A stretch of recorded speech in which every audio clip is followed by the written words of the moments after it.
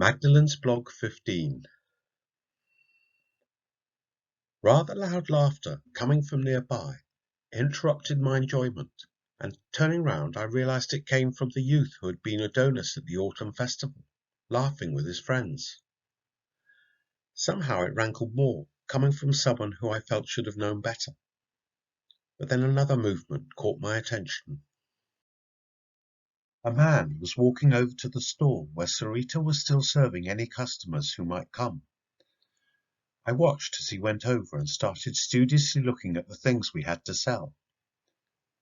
It wasn't long before he was asking Sarita questions, and as they talked together they seemed to grow in animation. Could they really still be discussing cosmetic lotions? Nerian came over to them, and he parted from Sarita's side as he addressed the priestess quite formally.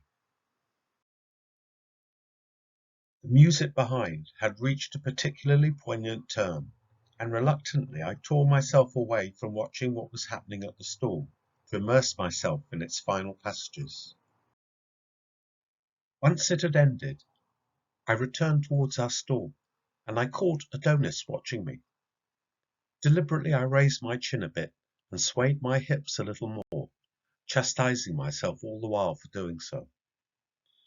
By the time I got back, Sarita's admirer had disappeared, and I had great difficulty in prizing any information from her. It was Nerian who said, "He has got a big desire for Sarita. He saw her dancing at the festival, and she has apparently been constantly in his thoughts.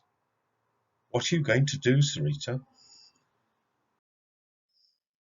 "Don't be silly," answered Sarita. "He is just like all the others, trying to impress us with his fine talk." But she looked down as she said this, pretending to adjust some pots that were just fine where they had been. "Really? Well, he looks very rich," I couldn't help adding. For the young man's hair was well oiled, and he sported a finely worked cloak-like coat. "Yes," said Nerian, "and he has asked to meet us formally. I said he could join us when we go to our town temple at midday." The temple in question was Aphrodite's, situated a few streets beyond and uphill from those of Zeus and Hera. We had packed up the stall and left it under the guard of two stall-keepers who worked partly on a wage for the temple, but also for their own separate businesses. Not much was done in the hottest part of the day, and they also retreated into the shade to have their provisions and enjoy a nap.